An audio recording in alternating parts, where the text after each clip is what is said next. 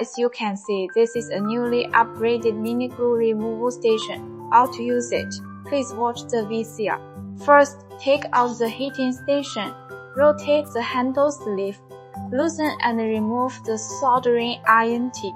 Then, put the heat-conducting handle of the glue removal station onto the soldering iron handle. Then install the handle sleeve and tighten the screw hole of the glue removal station, and put it onto the soldering iron handle. Finally, check its effect. It is suitable for chip positioning, heating, degumming, desoldering, and other purposes of multiple CPU models, a 900M-T-ic18, and is compatible with the 936, 210T12 soldering stations and soldering irons. So heating this on the heating stage, you can easily pick up the IC with tweezers.